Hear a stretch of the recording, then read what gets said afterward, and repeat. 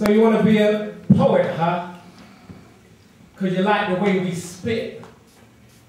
Well, if I had to choose, for real I won't pick. Believe me, the road we walk ain't easy. And I'm fighting self-doubt at least 3 times a day, B. Struggling against a life of predictability where the law of probability has predicted what our future be. You know, be an excellent child at nursery, even excel at primary, get a little restless at secondary, though if you're lucky, finish uni.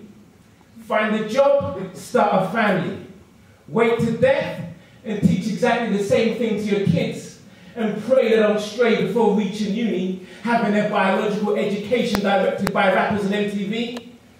Though whether working or not, most have done forgot to find soul-satisfying jobs. Look back at life at 43 and question, what would have happened had I dared to follow my dreams? So us people in poetry represent an alternative reality.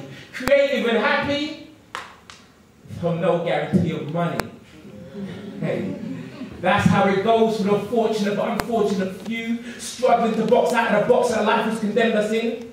Though some artists, they're lucky, and they become rich, and you can see them flossing in MTV cribs. But for those that are broke, oh, well, they become poets, seeking audiences appreciating philosophical scripts, giving those in employment, entertainment, and escapism from the life that they are in, or former life for some, and future life for most. Stuck in a matrix, aka full-time employment, waiting for Morpheus to snatch you from the oblivion so you can harness your talents to do something a little bit more relevant. Though, there's a thin line between creativity and insanity. And man will think you're absolutely crazy for getting into poetry. For a poet, it's a little like the African continent. Everyone wants what you got, but no one wants to pay. You could call it exploitative. But we're poets when we say forget. Why? Because we love to spread the message. And there's nothing like it when someone comes up to you and says, these words you speak, they really affected me. So poets, a little bit like prophets, not always appreciating the place they come from. Well, that's true partly, until you go away and come back like Flowetry and charge you £25.50 plus booking fee to come and see me. Oh, yeah. Have I seen them? Well, every other month back in 1997, this was London's Black Pepper. It was even 3 before 7. Kind of like how it's 3-3 to come and see us, huh? Check the irony. My father once asked me, are you making enough money from the performances you're getting? Am I making enough? It would be nice just to make some. So how do we get paid? Okay. Well, for most we don't, or those who know don't tell. And those who tell, well, they're busy on the road trying to formulate formulas, trying to arrive with some merchandise to try and finance their lives. But being so strongly for the message can sometimes give you a complex. See, I had a book that I felt almost embarrassed to promote. Heard quotes that £5 for my heartfelt work was too much for homegrown audiences to support. But meanwhile, artists coming over bearing accents with photocopied pieces of paper with some house and out of their stock. And I'd be like, damn, this ain't easy.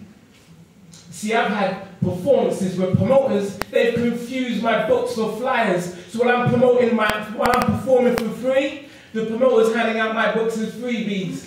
And then, don't even want to compensate me, and I'm like, wow, this ain't easy. Now, young budding poets, use your discretion. When a promoter tells you we can't pay, but we can offer you excellent exposure, understand that promise of exposure doesn't always matter. See, I've had performances. I know people that have been doing this thing since they were teens. I mean, they're stopped and recognized on the street, but that promise of exposure still ain't brought no cheddar. But this talk about money shouldn't even matter. For I'd love to harness the talents of John the Baptist, go around to different villages, spreading the word like ancient griots, but I froze on my road. Just too much direct debits consigning my life to debt. And I know I'm above this life that I'm living. But hey, this is how it goes when you're living in your world, because in my world we're all free. The idea of money is someone's sick fantasy. There's clothes, food and shelter for all who are hungry. Do y'all feel me? Yeah. See, that's why I'm a poet. I can take these fantasies and make it a reality. But sometimes I envy the predictability in some lives.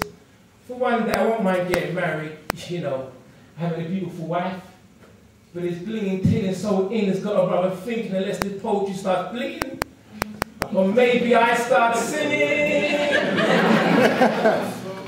I may be the last generation of my family's lineage, but that right there is scary. So question, why did I become a poet? That's a good question. And excuse me if I relay another cliche if I didn't choose poetry. See, this chose me. Because if I had to choose, on the real I won't pick it. But then again, I won't choose anything else that don't satisfy my soul, like it is when writing poems.